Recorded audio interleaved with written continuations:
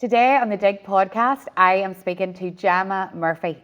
Gemma is all things Jack Murphy Jewellers, and Jack Murphy Jewellers is leading the way in their field for sure. They're a multi-award winning family business, and they're bucking the trend on the high street as they've grown an already established bricks and mortar business on Hill Street into an additional 2,760 square foot of retail space and office space.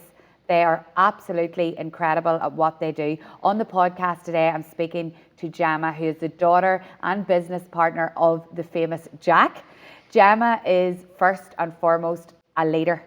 I have seen that through my work with her in the past. She's also a visionary. She looks at her business in a way that everyone should, I believe.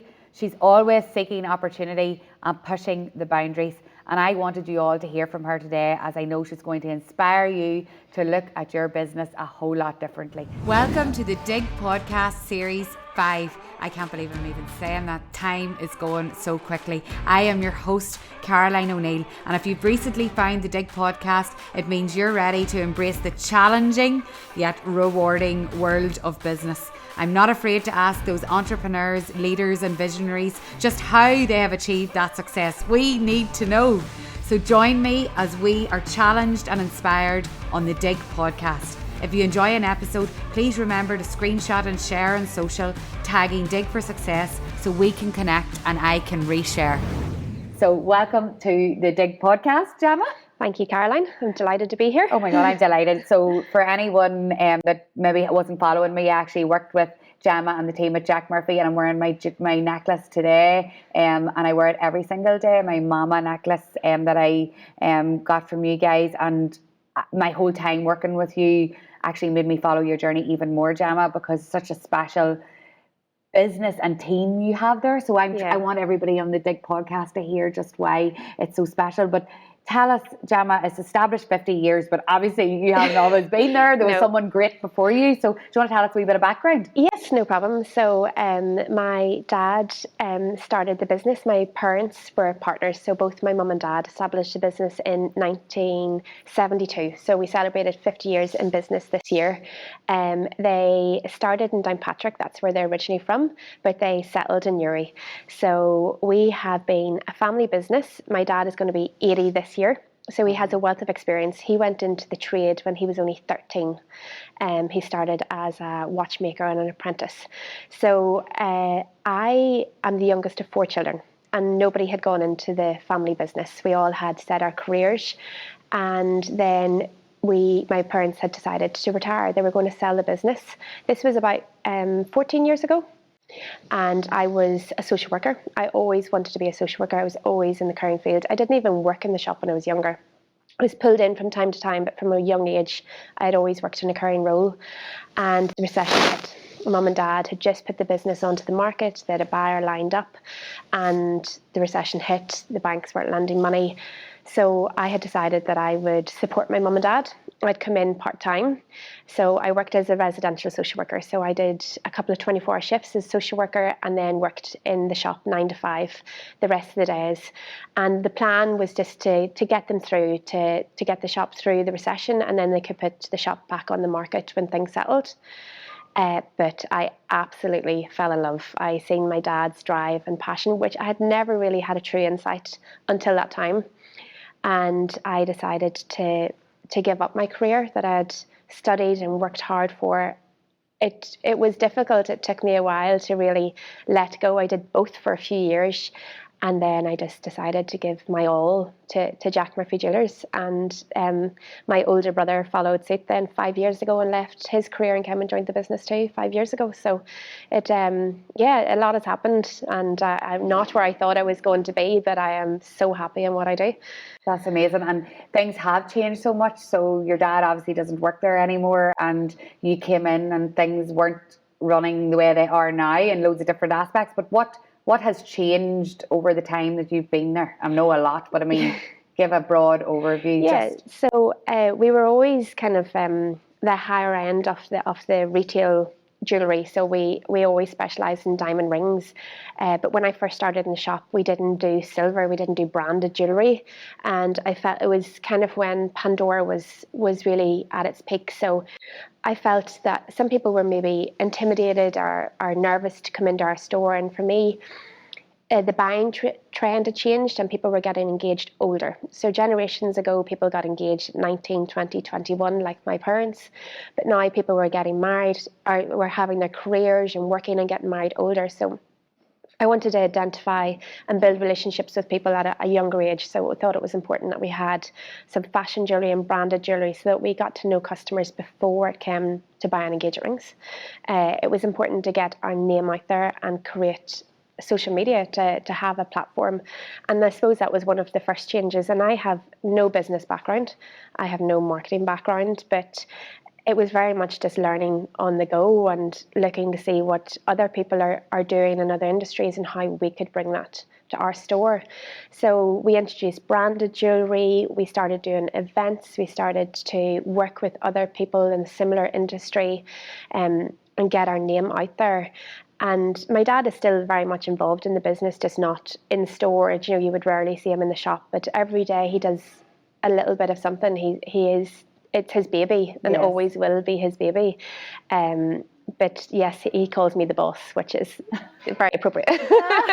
He's no longer the boss. I know. So, but you definitely are the boss. But I seen in the time that I was working with you, your team don't look at you that way, not in a disrespectful way, but I mean, you're like one of them on the ground. Talk to me about the team, because there's a lot of businesses listening and their teams are growing, maybe fearful of the growth factor as well, but their teams are growing. But team is so important, isn't it, that word? Tell me about that, and in Jack Murphy, what that means. Yeah, so if you take the team out of teamwork, it's merely work. So to me, it's all about being in it together. So I think maybe the social work background helped me with that.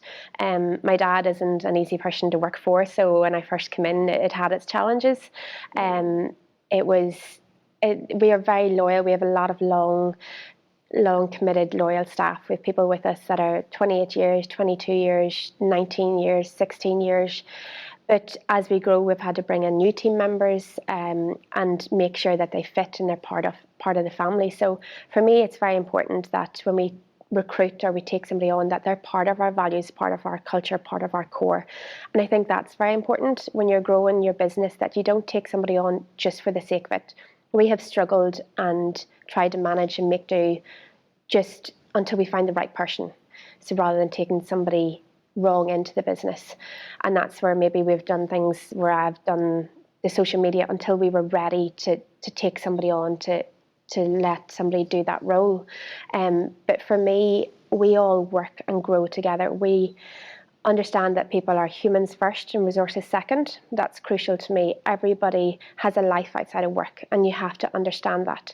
And I understand that hugely. I have a child with special needs. I have 2 children, and my child has such complex needs that on a day-to-day basis, I don't know whether I'm going to be able to go to work. I might be called a collector. But everybody has a story outside of work. And our team, it's not just management, it's the entire team that support each other and help each other whenever somebody's sick, when somebody has a parent that has a hospital appointment, when a child has a sports day. We try our utmost to support and help each other to be part of our family, to be there, to be able to have a job and have a family and to have a life outside of work. So for me, that's crucial as a business, to remember that your team are your most important asset and that they are humans first, resources second. So true. And I guess a lot of people become deflated within their workplace when the people that are perhaps running the business don't have that mindset. And at the end of the day, we're doing all of this for our family. So if home isn't working because of life being stressful at work, it just is a big knock-on effect to everything, doesn't it? It does. It's so important that people want to come to work. And that's where I think the pandemic has hugely changed. 24% of people left retail during the pandemic. and 70% of retail can't reach its full potential because of staff shortage. There's a huge lack of talent out there, but we were so lucky that we not only retained our entire team during the pandemic, but we grew by 25%. And I know that is due to the hard work and building our culture, building on our values, building on our team, listening, bringing the team on the journey with us.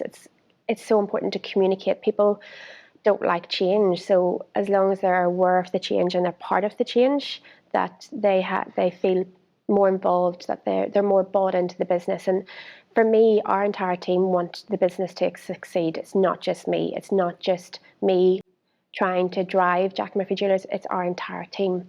And when we were closed, all we had was our people. We had to reopen. We had to try and recuperate. In retail was hugely affected by COVID, but our people were incredible. They were ready to adapt, to change, to get stuck in, to come back with a bang. Mm-hmm. So we offered virtual appointments. Mm-hmm. And some of our team had never used Zoom, had never used an iPad, were not comfortable, did not like the idea of it, but did it, and did it so well. We converted 92% of our virtual appointments into sales. Wow. And there was very few people doing it. So it was all about survive or thrive. And that's the thing, we're always trying to strive. How can we be better? What can we do? It's not just me doing that, it's the team that are saying, what about this? What about that? Mm-hmm. So you said to me in our conversation when we were talking about what we were going to cover in the podcast, that you treat, and I love this because of my retail background, retail is a career. Yes. But people, in inverted commas, on the ground, some people don't view it as a career. Therefore, people that are moving into it don't feel like they're in a valued position. But that's not the way it should be, because you work so damn hard in retail, right? Absolutely. That's crucial for me. I feel that Jack Murphy Jewelers is very much a career. And when we're recruiting, I want somebody to come for life. I want them to progress. I want them to be able to serve and show fashion jewellery, then deal with wedding ring couples, then learn diamonds, and then really grow within the business. There's, like the team would tell you, like every day in our shop, you're challenged, you're mentally exhausted because you work so hard on a day-to-day basis. But that gives you such satisfaction. So you're able to help. You're privileged to be part of such a special experience. So in jewellery and retail, you're with people when they get engaged, when they get married, when they get maternity rings, the birth of a child. You build a relationship and they come back. They're your customers, your clients. But for us, we don't do individual targets. We work as a team. We work to the shop's targets. We work to give the customer the best possible experience, and we help and support each other in doing that. So when somebody comes into our store, I would want them to be there for life. I want them to grow and to see how they can be supported, how they can develop, how they can be skilled, and that they're there as a career. You can sense, like, I'm not only saying that, but you can sense that when you walk in, that ethos is there. And now when you're explaining how that's happened, you can see why it's been a process from the very start, from the minute that you're recruiting, that they feel like they're part of it. So I guess just to inspire other people who are possibly thinking of a career in retail, first of all, this is something very valued and it's hard work, just like every other career. Yeah. So I loved whenever you said that to me. But you talking a lot there about customer experience, and this is like, experience is the buzzword at the moment, but there's a lot of people not embracing that, but you guys were embracing it before it was even a buzzword. Absolutely. So what is the customer, like, why, like, there is something special about the minute you walk in. How have you created that? So to me, customer experience is so important. You want to leave an impression. You want people to remember, especially because we are part of such special moments, but it's in every aspect of life. So anybody in business really needs to think about the customer experience. It's something that I have hummed into for years and have been, like, before we had even extended, I already had the vision. I knew what I wanted, where I wanted. I had everything to a T, and didn't even know that I was going to extend the shop. But I just always am forward thinking. I always trying to think of what's next. So we took on the new unit, and it wasn't an easy decision. You know, every time I make a decision, I have to think of the team. It's calculated risks. So people have mortgages, people have families. So when we're making a decision to extend and take on a new unit and all the extra overheads, it wasn't a light decision. But I knew that our team was growing and our business is growing, so we needed to grow our environment. We needed to have a bigger unit. We needed to have it was so important that the customer experience was enhanced, but also the experience for the team. We had such a small office. It was very difficult to work in. We had such a small kitchen, whereas now we have such beautiful office space. We have a conference room. We have huge office space. We have grown because our environment has grown. And for me, the customer experience was crucial to that as well. I wanted somebody to come in and just have the wow factor, that they felt comfortable coming through the door, firstly, that it wasn't intimidating. It's getting the balance of giving the wow factor, but somebody feeling warm and welcome to come in. So it's just trying to follow trends to make sure that the shop doesn't become dated. So we have beautiful flowers and bright lights and open windows. But again, with the jewellers, we had to have open windows, but in a way that you can't be seen. You don't want somebody to spot you and look at an engage rings. So we have beautiful private booths with curtains and doors so that you can have privacy and consultations with our staff. So it was all about trying to be the best that we can be, to use the best of the space to give that feel that you could be anywhere in the world. So we're on Hill Street, we're right in the heart of Newry, but you could feel like you're in New York or London. It means so much to me to have a partner for the podcast which has the same values and mission as me, and that's definitely the case for our partner Evolve. I want you to listen to their mission and how they can help you grow as an entrepreneur. Evolve is a community for female entrepreneurs and leaders across the island of Ireland that has been created and funded by Taris's Enterprises, who believe passionately in business for good. Evolve's mission is to enable you to step into your power and realise your full potential by inspiring you, educating, connecting. And as part of the Evolve community, you will be part of the movement to lift women up and achieve true equality of opportunity. The Evolve Academy will provide a series of face-to-face masterclasses and mentoring. The Evolve Trailblazers and Founders series tell the stories of inspiring women who are paving the way. And the Evolve Library is your first stop online hub, providing a packed resource library to progress your entrepreneurial or leadership journey. Join our community today on LinkedIn, Instagram, Facebook or Twitter, and at evolvewomen.org. Applications are now open for the very first intake of the Evolve Academy. Take the opportunity today to realise your full potential. Evolve, empowering women to be women of power. And you definitely do. So down to the decor, the furniture, like you source those beautiful units from like different countries to give that feel and all. So those big things, but it's the small things as well. So that cup you give me, I'll never forget it. Like, and the macaroons and like those are things that if businesses are listening and they're thinking, oh, well, that's Jack Murphy Jewellers and they've been in business 50 years and we can't, but you can give someone something. It's finding the balance. So yes, we do have some things that are more expensive, but then next to it we have things like that cup was from Tesco's. It's trying to find the balance of what is... Oh, the cup was from Tesco's? Yeah. Is that what you said? Yeah. Sorry, okay. The cup was from Tesco's. So I know, but it was a gorgeous cup and I felt like a queen Yeah. sitting in the booth drinking out of that cup and I thought, it's just that we touch. Yeah, so it's a small thing. So like something simple, we have little diamond cookies and they're made freshly every week and they're dropped in for our customers and so we can give the coffee with the little cookie. But like it's all about trying to manage how much you spend and what you get in return. But for me, Joe, the customers that are in booking their appointment to look at engage rings, it's so important that the small touches really add to the experience. We offer champagne, but we buy the little mini bottles so that we don't have huge wastage. So we open the bottle when the customer comes in. So it's just trying to get the balance, but definitely customers pick up on the small things, and that's what's so important. You don't need to spend a lot of money to give good customer service. You just need to get things right. And sometimes just ask the customers. That's the beauty of your social media platform.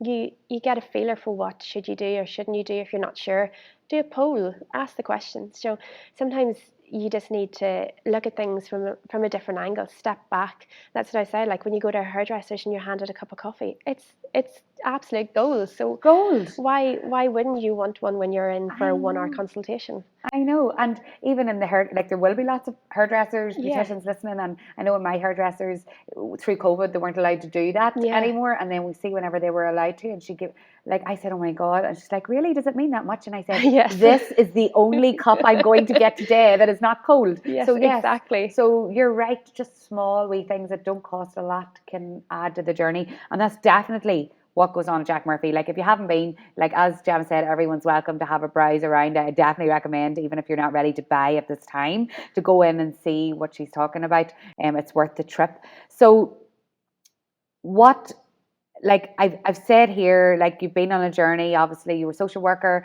and then you came in and helped to change the business around to the modern day that we're now in, but it hasn't came without challenges, right, Gemma? Absolutely, yeah. And I didn't know any of this until we were talking on the podcast, but you do talk openly about it and you're happy to share it today. So tell us about the challenges, because we all have them.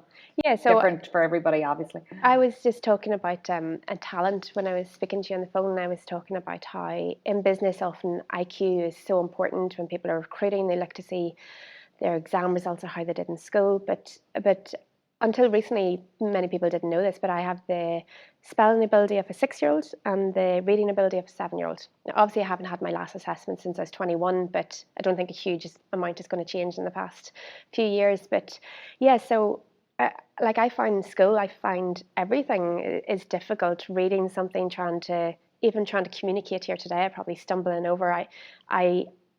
I'm stressed. I'm anxious. I'm on edge sitting here talking because I'm scared that I'm going to say something wrong or stumble.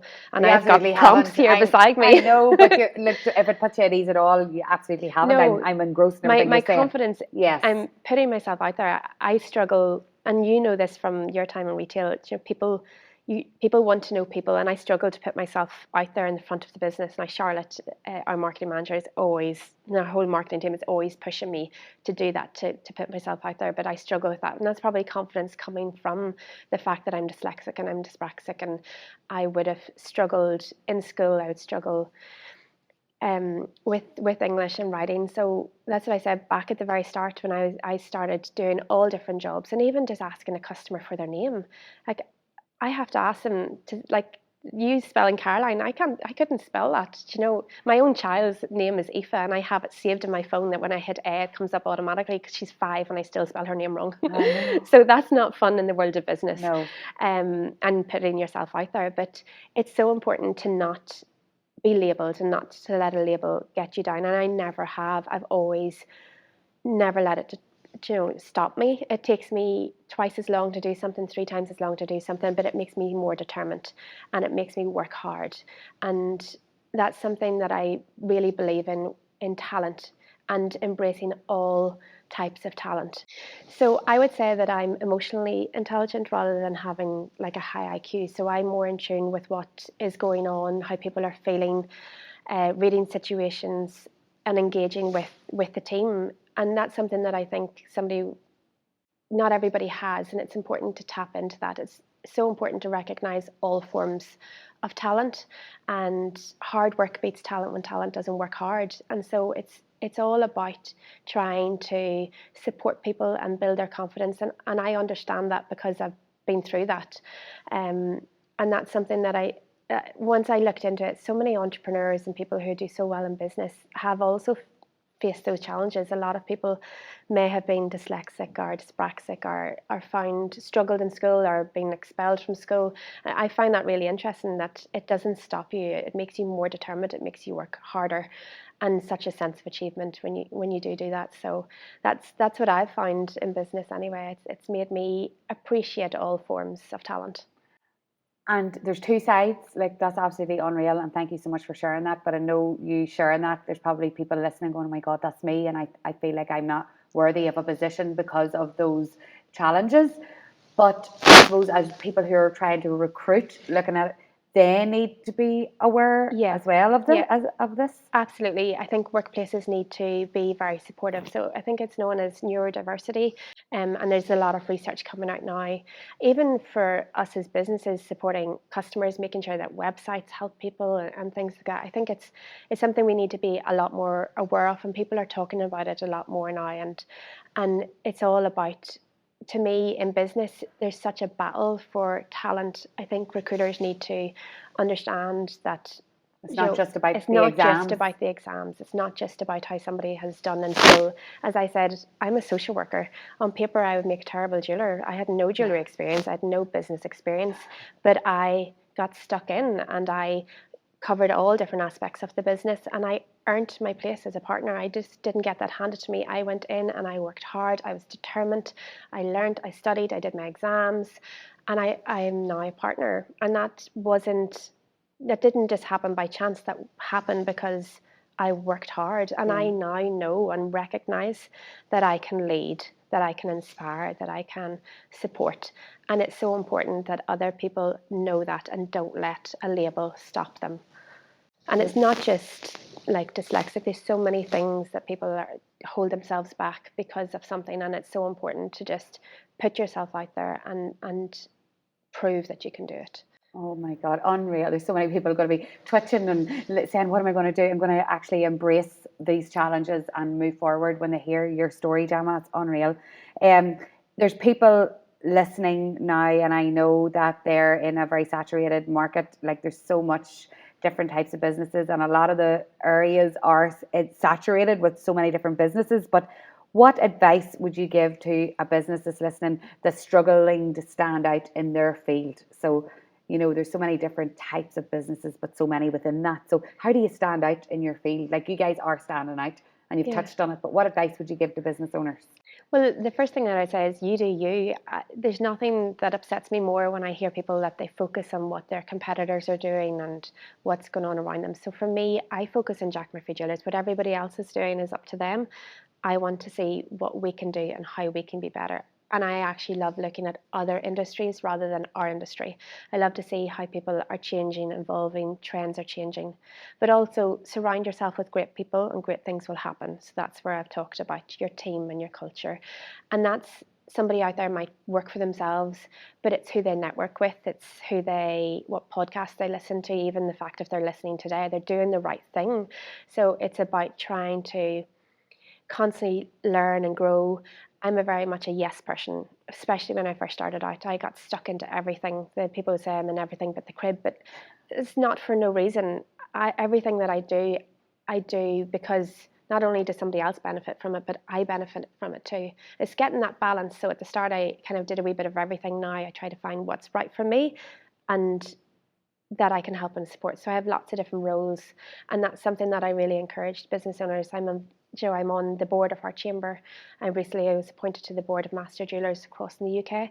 So it gives me the opportunity to push myself and to grow and develop while supporting and helping others. So it's so important that you focus on you and your business, but network and learn from others. Ask for help.